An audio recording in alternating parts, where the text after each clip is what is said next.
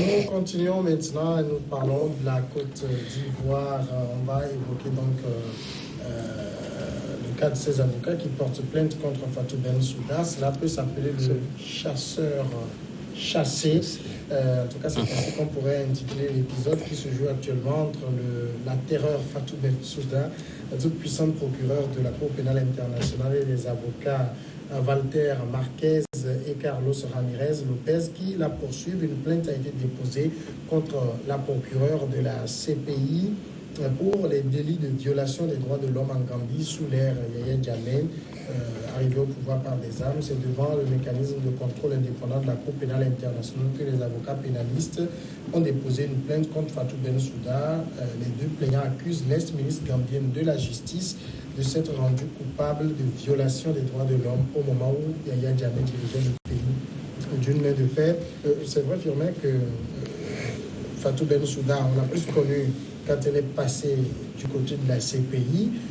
On a plutôt fait d'oublier qu'elle a été ministre de la Justice sous Jammeh. Jammeh, de triste réputation. Oui, bien évidemment, deux choses. La première chose, vous travaillez sous un régime dictatorial comme procureur général, après ministre, dans une dictature sérieuse où il y avait des violations de droits de l'homme acerbes très sérieuses. Vous ne pouvez pas être totalement clean, ce n'est pas possible. Soit vous êtes clean et vous démissionnez, mais autant de Yahya Jammeh qui pouvait dire facilement non à Yahya Jammeh. Donc, on ne peut pas nous dire qu'elle a été clean. Et vous imaginez que cette dame-là qu'on place à la tête de la Cour pénale internationale. La Cour pénale internationale, excusez-moi de vous dire, mais c'est une justice aux ordres de la communauté internationale pour régler des comptes aux chefs d'État africains ou aux Africains qui ne veulent pas se plier aux ordres des puissances occidentales. Il y a jamais la dame qui arrive et qui veut montrer une certaine... je ne sais pas comment le dire, un certain radicalisme, une certaine, le mot m'échappe un peu, mais qui a voulu montrer aux yeux du monde qu'elle était totalement nickel et qu'elle avait tout pour poursuivre Blé-Goudé, tout pour gérer la situation ivoirienne, alors que ce n'était pas le cas. Or, c'est elle qui a succédé à Moreno Ocampo. Moreno Ocampo qui a tout fait pour faire venir Laurent Gbagbo en Côte d'Ivoire. Parce qu'à l'époque, il n'y avait même pas de mandat d'arrêt, il n'y avait rien de tout ça. On va en Côte d'Ivoire avec la complicité, bien sûr, ou avec la bénédiction de Alassane Ouattara et de Nicolas Sarkozy à l'époque. On prend Laurent Gbagbo, on le dépose à la Cour pénale internationale. Et toutes ces procédures-là ont été faites en toute illégalité. Donc quand la dame arrive à la tête de la CPI, elle découvre un certain nombre d'énormités. Mediapart qui sort des révélations qui n'arrangeaient pas du tout Moreno Ocampo, l'Argentin. Moreno Ocampo envoie un courrier à la dame pour lui dire: ne considère pas tout ce que Mediapart a dit, c'est ceci, c'est cela, mais évite de mener des enquêtes en ce qui concerne tout ce que j'ai fait. Parce qu'elle savait que tout ce qu'il avait fait à l'époque, c'était pas des trucs légaux, mais c'était avec la bénédiction de la France, de Nicolas Sarkozy, pour épingler Laurent Gbagbo. Aujourd'hui, dans ces situations, la dame, elle se disait à l'époque qu'elle était inquiète, mais on se demande réellement si elle était inquiète. Parce que, n'oublions pas qu'il y a eu un temps, lors d'une audience, dans le cas du procès Gbagbo, il y avait une vidéo qui avait été diffusée dans la salle. Or, cette vidéo n'avait rien à voir avec ce qui s'est passé en Côte d'Ivoire. C'était une vidéo qui parlait de ce qui s'est passé au Kenya en décembre 2007. Autant des atrocités. Beaucoup ont vu ça à l'époque, c'est après, je ne sais pas comment ils se sont engagés à l'époque, et plus personne n'a parlé de cette affaire. Donc elle s'est tue, elle était aux ordres de la communauté internationale, elle est toujours là. Il y a des avocats qui se disent aujourd'hui, ils n'ont pas totalement d'éléments pour l'inculper, mais ils peuvent rappeler son passé monstrueux pour pouvoir l'impliquer. Mais reste à savoir si ils vont être écoutés, puisqu'elle quitte en 2021 normalement. Chris, est-ce qu'il suffit simplement de dire que Fatou Bensouda a été ministre, d'abord le procureur, ministre dans le gouvernement à l'époque de Jammeh, pour faire d'elle une complice des atrocités de Jammeh? Tu sais bien que non, parce qu'il faut que les faits qui lui sont reprochés soient constitués. Parce que vous savez, c'est comme chez nous, en journalisme, chez nous journalistes, on dit que les faits sont sacrés. Je crois qu'en principe, en matière de justice, ça doit être aussi le cas.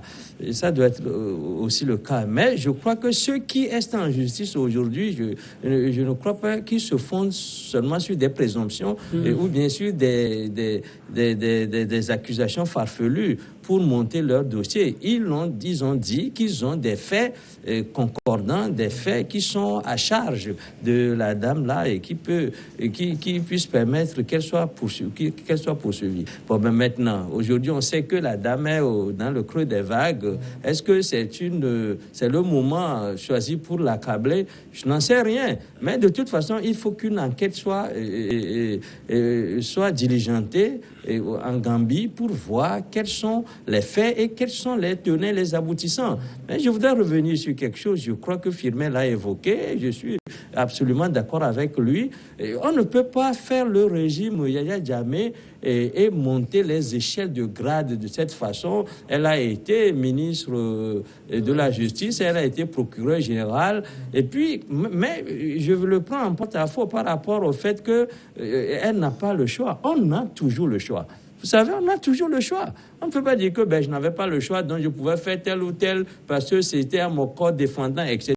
Si les faits sont clairs, qu'elle a mouillé dans un certain nombre d'affaires, que la justice soit rendue à ceux qui ont été les victimes. Mais seulement, il y a une autre question que je me pose, c'est que comment a-t-elle pu faire pour entrer à ce niveau à la CPI si on n'a pas fait des enquêtes sur son passé? Je crois qu'il s'agit d'une juridiction internationale où les gens ne sont pas admis comme ça par hasard. Mais je peux apporter une partie de réponse en disant qu'il ne faut pas oublier qu'elle a des relations, en tout cas par son mari, qui est une personnalité quand même influente dans le monde, notamment en France, et vu ce qui s'était dit par la suite sur Sarkozy, qui est de connivence avec le président Ouattara, etc. Il y a des dossiers lourds dans ce domaine-là, et je ne crois pas que Mme Bensouda soit quand même clean en la matière, mais maintenant on veut une enquête sérieuse pour prouver, pour sortir les faits, et les faits à charge. En même temps, parce que pour peut-être renchérir dans le sens de la question que se posait tout à l'heure Chris, c'est-à-dire comment elle a fait pour arriver là-bas, est-ce qu'il n'y a pas eu d'enquête de moralité? En même temps, on peut considérer que on connaît son passé, on sait peut-être qu'elle a été trempée dans des choses, et comme on voulait lui confier un boulot très difficile, celui d'aller contre toute la vérité et d'inculper les Gbagbo et comment il s'appelle déjà, Blé-Goudé. On dit, on connaît ton passé, tu joues le job et on se tait dessus. Parce que je voudrais rappeler avant qu'il réponde que la probité morale est exigée dans les statuts de la CPI. Voilà. Oui, c'est dommage parce que cette dame procureure en chose, Yaya Jammeh, et puis ministre également, connaît bien les tests. Les tests sont clairs pour des choses commises avant. Tout ça là, des crimes et autres malversations sont constitutifs de plaintes. Et ceux qui ont déposé la plainte, vraiment, ils ont bien lu les tests. Donc c'est à eux maintenant de nous dire comment est-ce que celle-là a pu arriver à atterrir au sommet de la CPI et entraînant autant de casseroles. Maintenant, sur la forme, je voudrais qu'on soit un peu sérieux. Si c'est parce que Gbagbo et Blé-Goudé ont été condamnés ou acquittés, si c'est une question de vengeance, je suis désolé. En Côte d'Ivoire, les gens sont morts. Les gens n'ont pas encore fini de faire le deuil des parents parce qu'on ne sait même pas jusqu'à la fin de cette parodie de justice qui a tué, qui a fait si de mal. Donc, il y a des parents des victimes qui sont toujours endeuillés. Donc, si c'est juste parce que Gbagbo a été Blé-Goudé et certains ont été inculpés et après on les a libérés que par crise de vengeance. Les gens voulaient faire mal à cette dame. Je suis désolé, ils se trompent. Ils se trompent, ce n'est pas ça ce qu'on veut. Ce qu'on veut, c'est que quand vous êtes responsable d'un pays, assumez vos responsabilités, protégez les citoyens. C'est pourquoi vous êtes arrivés. Maintenant, quand je vais, comment l'appelle-t-on, au-delà, mais vous-même, vous l'avez dit, Gbagbo a été attrapé, ce n'est pas elle. OK? Et comment vous l'appelez, le Zaïrois qui a été libéré, Bemba a été attrapé, ce n'est pas elle. Mais Charles Taylor est là-bas, ou bien avant elle, mais Charles Taylor est encore gardé. Mais c'est quand elle est arrivée, et au moment où on a fait des procès, qu'on s'est rendu compte qu'on pouvait acquitter les gens. Est-ce que vous voyez? Donc, bref, je peux dire que même si, en tant que procureur, le procureur, il a inculpé. Ils ont donné la possibilité aux avocats de s'exprimer. Les avocats se sont exprimés et on a trouvé finalement... Mais seulement ne parle pas du procès Gbagbo, hein, je présume. Non, parce que le fait que on parle de Bensouda maintenant. Le fait que cette plainte-là soit portée comme, disons, une action de la Côte d'Ivoire pro Gbagbo vers la dame Soudan, je ne suis pas d'accord que ça soit ainsi. Ce que nous disons, mais pour les faits, comme je l'ai dit, quand vous prenez les tests de la CPI, c'est clair. Et elle ne peut pas nous dire ici qu'elle ne savait rien de tous ces crimes qui sont commis. On a eu même des Togolais qui sont morts en Gambie, qu'on a tués et jetés dans choses. Peut-être des parents anonymes, même qu'on ne connaît pas, et que les familles n'ont pas fini de faire la vie. Donc, elle doit répondre par rapport à ce qu'elle connaissait et qu'elle n'a pas dit. Peut-être aujourd'hui, le procès qui est en train de... On va écouter la commission... Ce que je dis, ou ce que Chris et Guy et moi disons, ce n'est pas que nous protégeons Gbagbo.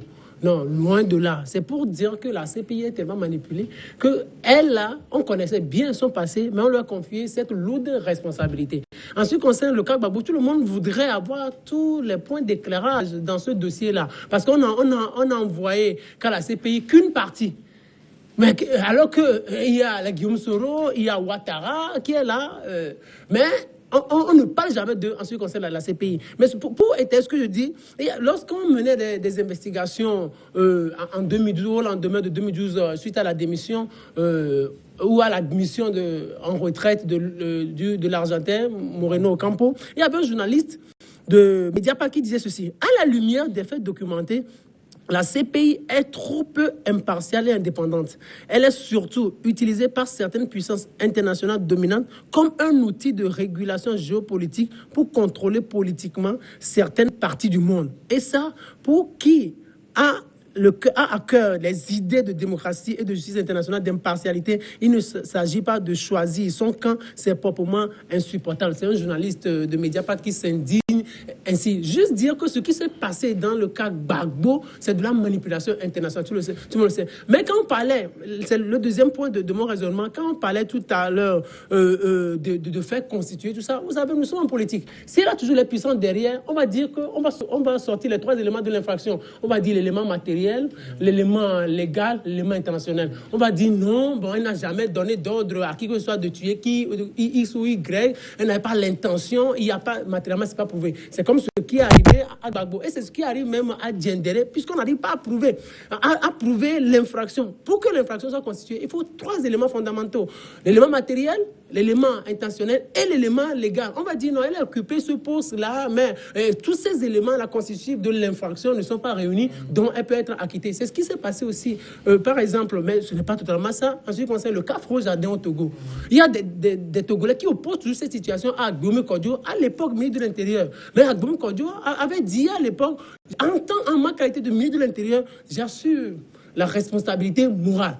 À la fin, peut-être, Bensouda pourrait dire, j'assume la responsabilité morale, mais en ce qui concerne les faits même, je n'ai rien à me reprocher. Mais le problème ici, Chris Sega, c'est que on parle de 1994 à 2002, où elle était véritablement en poste, elle ne pouvait pas ne pas savoir. Oui, bien entendu, mais c'est-à-dire, Je l'ai dit tout à l'heure, on ne pouvait pas ne pas savoir, mais là encore, nous sommes en train de faire une analyse. Maintenant, quelle est sûre ou non, il n'y a que l'enquête pour le dire, il n'y a que les investigations. Maintenant, nous ne pouvons pas nous fonder sur nos propres présomptions, etc., pour la juger. Ça, c'est peut-être un procès au faciès, parce que tel que nous la connaissons, on a vite fait de donner dans ces jeux de mots, là, pour se dire qu'elle ne pouvait pas ne pas être au courant parce qu'elle, etc. Quand il parle, par exemple, du cas du Front Jardin, je me rappelle bien que non seulement Gbema dit qu'il peut assumer la responsabilité morale, mais il se peut que ceux qui assument régulièrement la sécurité soient, par exemple, infiltrés par des gens dont on ne connaissait pas la provenance, etc. Ça aussi, ce sont des faits qui peuvent être avérés. Parce que, bien entendu, elle peut être procureure, elle peut être ministre de la Justice, mais vous savez, dans ces pays-là où le peuple croupit sur une chasse de plomb, on peut avoir des pistes, plusieurs pistes dans le même régime, faire des actes dont le ministre n'est pas forcément au courant, parce que ce n'est pas le ministre qui donne l'impulsion en ce qui concerne les actions à mener. On le sait très bien que c'est des situations possibles. C'est pour cela que nous devons donner priorité aux investigations pour constituer les faits.